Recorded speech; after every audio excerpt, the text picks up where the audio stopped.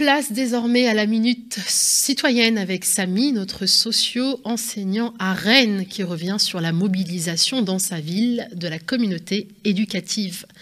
Bonjour Samy. Bonjour. Est-ce que vous nous entendez bien ? Oui, très bien. Parfait, merci, c'est un plaisir de vous avoir avec nous.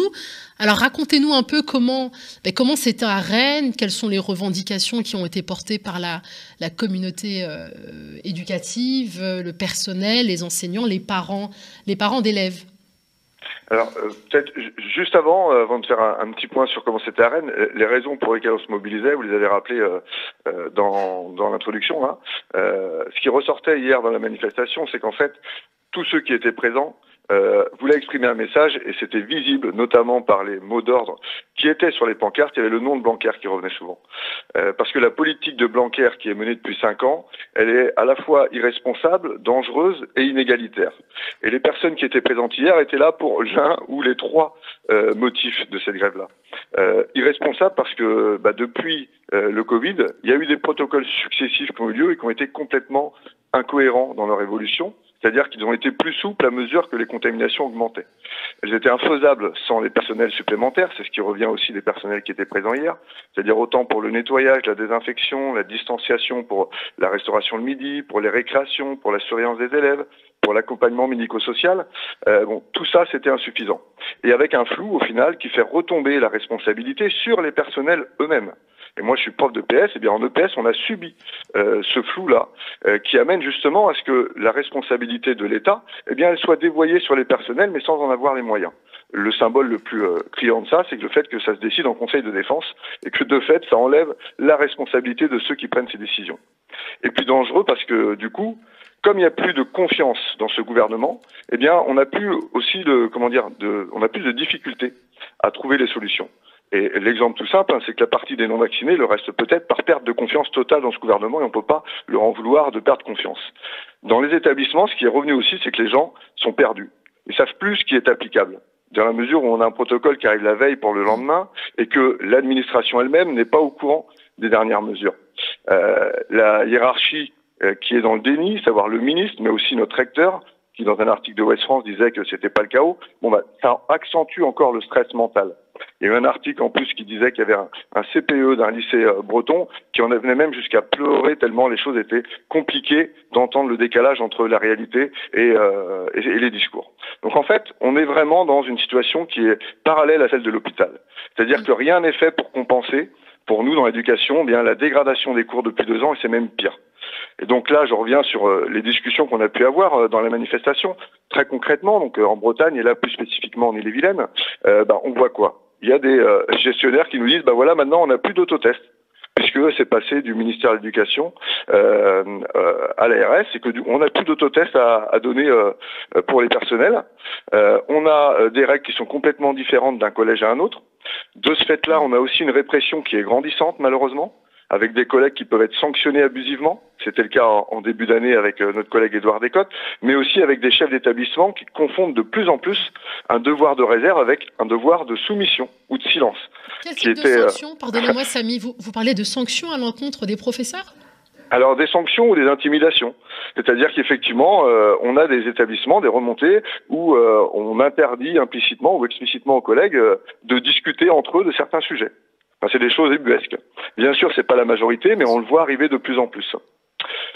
Alors tout ça, bien sûr, c'est pour se rendre compte dans quel état on est mis aujourd'hui. Je vous prends l'exemple d'un seul collège. Un seul, sachant qu'il y en a plus de 60 en Ille-et-Vilaine. Dans un collège, il y a un collègue de SVT qui est en arrêt depuis des mois parce qu'il avait une opération. C'était prévu depuis des mois. Comme il n'y a pas assez de remplaçants statutaires, qu'on appelle les TZR dans le second degré, il y a la moitié du collège, des élèves du collège, donc 250 élèves, qui n'ont pas de SVT depuis 9 semaines. Dans le même collège, à cause des protocoles qui changent et à cause, des travaux qui ont été faits dans l'établissement sans remise en place, elle change les tables à la rentrée, de janvier, elle se blesse. Ça fait 3 semaines, ça fera 3 semaines la semaine prochaine, qu'elle n'est pas remplacée. Donc en fait, on a des élèves qui manquent des cours, et malgré ça, il n'y a pas de changement qui est opéré. Parce que ce qui est prévu en Bretagne l'année prochaine, au lieu de créer des postes, c'est d'en supprimer encore 62. Et pour vous donner un ordre d'idée sur une échelle locale, rien que pour retrouver les conditions de 2017, c'est-à-dire les conditions qui n'étaient pas idéales, hein, loin de là, mais juste avec le même taux d'encadrement, le même taux de charge de travail, il manquerait 430 profs dans le second degré. En EPS, il en manquerait 32. Et donc là, au lieu d'en rajouter, on en supprime encore. Et ce qui ressortait hier, comme vous l'avez dit, c'était une grève qui était massive. Elle était massive et symboliquement, elle était très forte parce que dans les cortèges, il y avait tout type de personnel. Il n'y avait pas que des enseignants. Il y avait bien sûr des assistants d'éducation, il y avait des AESH, il y a eu des témoignages de ces personnels, il y avait des CPE, mais il y avait aussi des gestionnaires, il y avait aussi les chefs d'établissement qui appelaient à être en grève, il y avait dans certains cortèges des inspecteurs, chose qu'on voit quand même assez rarement, il faut être honnête là-dessus. Et donc, on avait hier une communauté entière. Pourquoi? Eh bien parce que les postes que j'ai indiqués qui manquaient pour les enseignants, c'est la même chose ailleurs. Pour les vies scolaires, depuis des années, il manque des CPE. En Bretagne, il y a 7 établissements qui n'ont pas de CPE à ce jour. 7 établissements. Donc les mesures qui sont prises là pour la rentrée prochaine, en fait, ne vont aller que pour un rééquilibrage minime.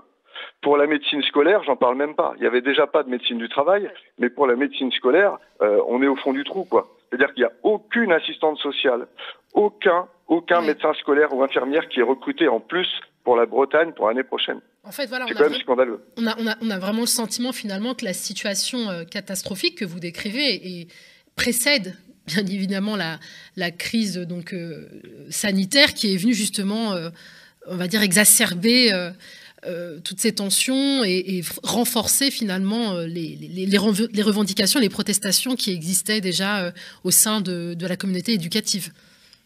Exactement. C'est-à-dire que ce qui est terrible, c'est que les demandes qu'on fait aujourd'hui, outre les demandes spécifiques au niveau sanitaire, c'est-à-dire les masques FFP2, les capteurs de CO2, enfin les mesures qu'on demande en termes de personnel pour assurer l'encadrement, on les demande depuis des années.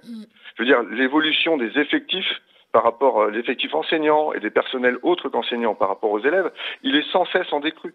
Les difficultés par rapport à la médecine scolaire, on en parle depuis des années.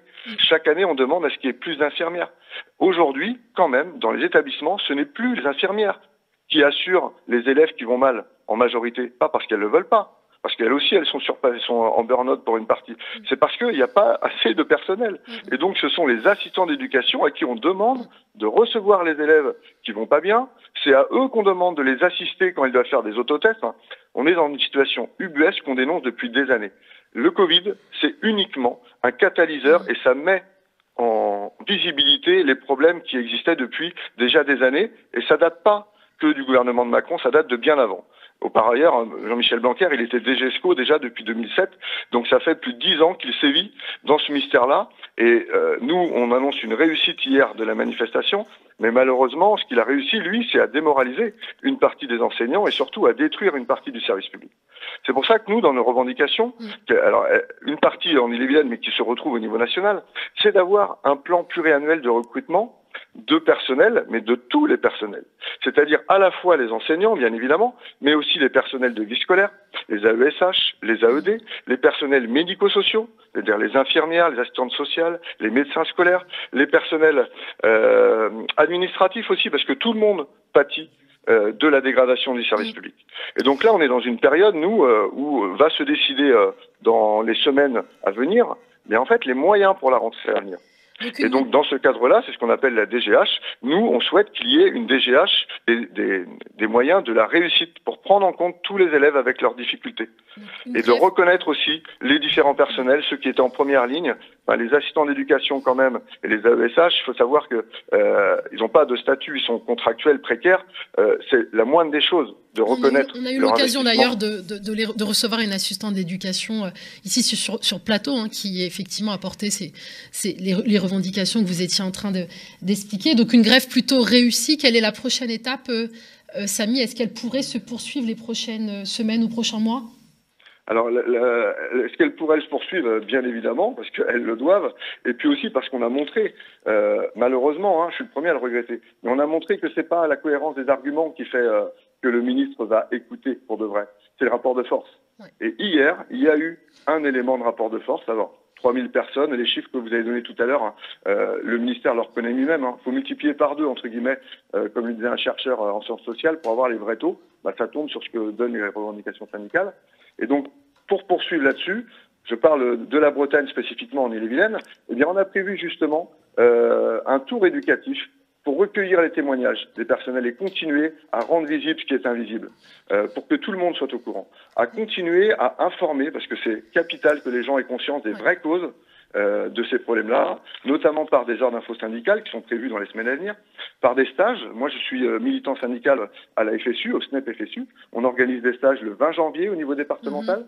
Il y a des assemblées générales qui sont prévues avec les collègues le 25 janvier. Il y a aussi des réunions qui sont prévues avec les assistants d'éducation le 17 janvier. Bref, il y a des choses qui sont en perspective. Il y a peut-être l'idée d'une manifestation un samedi de la semaine prochaine, et dans tout état de cause, il y a le jeudi 27 janvier un appel interprofessionnel à la grève sur les salaires et l'emploi, dans lesquels, bien évidemment, les questions qu'on a abordées là vont se retrouver aussi. Très bien. Je précise aussi que, de façon assez exceptionnelle, à l'IFRE, donc en Ille-et-Vilaine, il y aura une manifestation le samedi 29 janvier à 14 heures. Donc j'en profite pour le rappeler là, puisque c'est important qu'on soit mobilisé sur tous les fronts et localement. Merci de l'avoir rappelé, Samy. Merci pour votre témoignage et on compte bien vous rappeler pour connaître un peu la suite de la mobilisation en Bretagne. Ça sera avec plaisir. Merci.